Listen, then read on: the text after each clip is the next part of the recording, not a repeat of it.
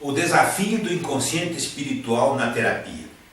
Nós vamos fazer estudos do inconsciente espiritual na terapia psicanalítica, abrangendo Jung e Frankl. Esses dois grandes mestres da história da psicanálise, Carl Jung e Viktor Frankl, os dois eram psiquiatras, psicólogos, filósofos, teólogos e psicanalistas. Os dois tiveram experiências fantásticas com relação ao inconsciente coletivo e o inconsciente espiritual.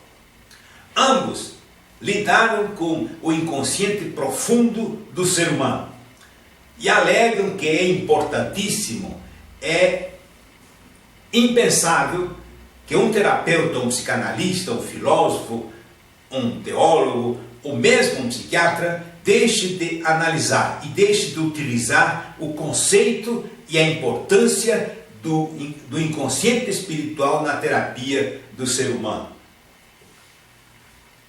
Jung utilizou os arquétipos, os símbolos e os logos que estão no inconsciente coletivo.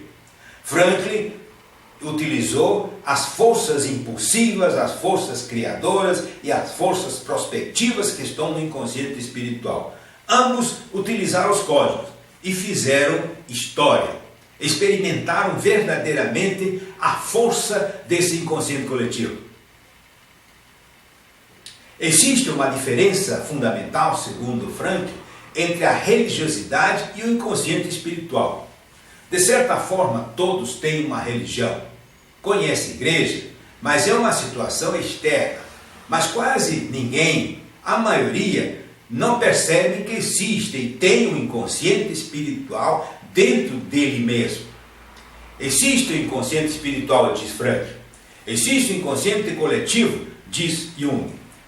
E essa questão é fundamental na formação e na terapia do ser humano.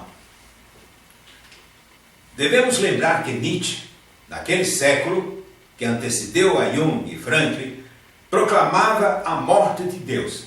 Mas devemos entender o que Jung condenava, essa exteriorização da religião. Na realidade, naquela época, a religião apresentava um Deus morto.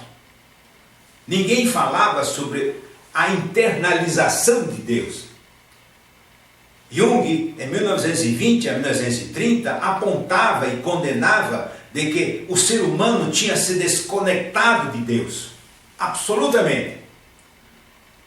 A racionalidade, a superficialidade do ser humano tinha se desconectado de Deus, do conceito de Deus e do inconsciente espiritual, segundo Frankl. Isso fazia com que o ser humano não tivesse sentido da própria vida. A vida não tinha sentido, nada tinha sentido. E o existencialismo, justamente que surgiu com Heidegger, com Sartre e também com o próprio Frankl, desenvolve essa questão. O ser humano foi jogado na terra e não tem sentido nenhum. Qualquer seja a sua opção, diria Sartre, é bem-vinda. Ou seja, qualquer coisa está certa.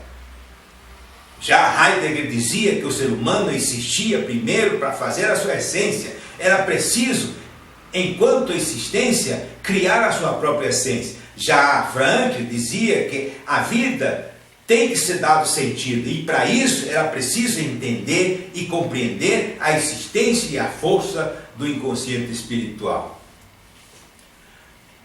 Segundo eles, tanto Frankl como Jung, o ser humano não utiliza o arcabouço ou a estrutura interna, profunda, que o ser humano tem dentro de si.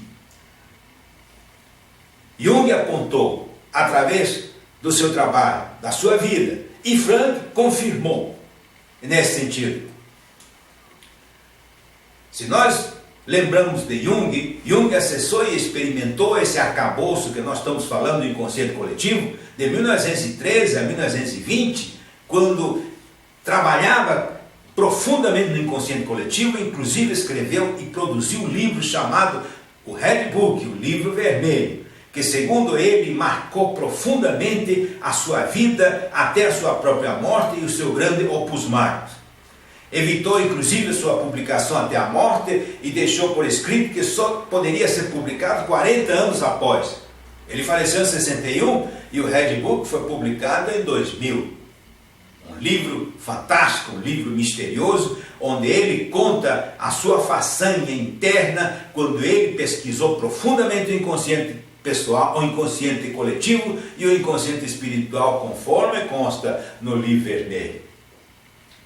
Se Jung lidou com o inconsciente coletivo e fez da individuação do self a sua bandeira, Franklin fez com que o inconsciente espiritual pudesse ser acessado e de lá o ser humano pudesse fazer a transcendência com o Logos.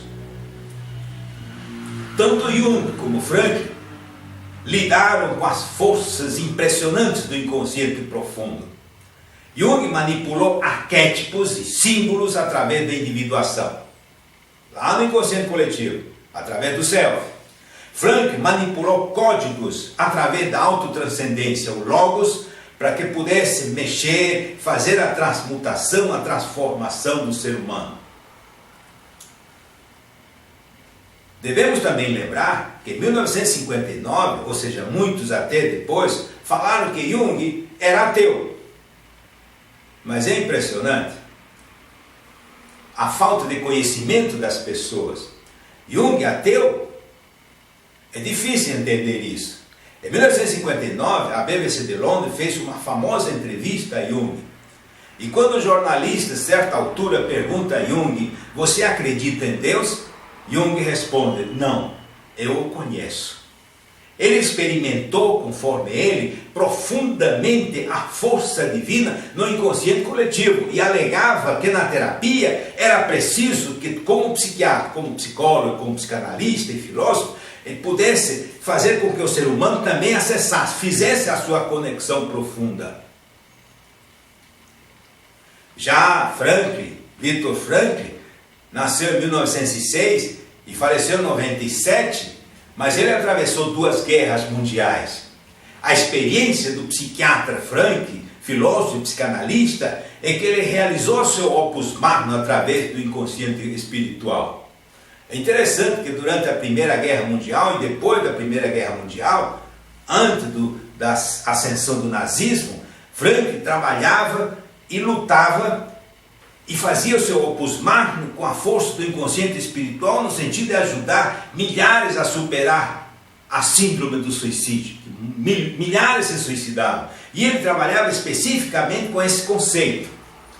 E quando surgiu a oportunidade dele sair da Alemanha, ele enfrentou 4 campos de concentração até o final da guerra e ajudou milhares a enfrentar a câmara de gás. E ele experimentou profundamente nos campos de concentração a força do inconsciente espiritual. E ele superou. E ele ainda até 97, ele continuou trabalhando nessa obra-prima, nessa obra fantástica que ele conhecia com a força do inconsciente espiritual.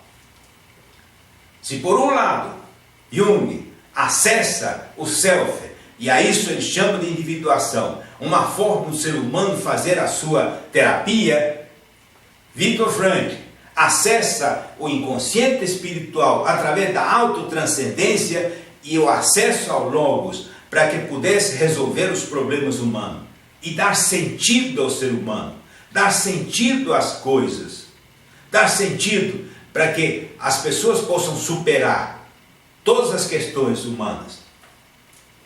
Meu amigo, solicite esses cursos, psicanálise existencial.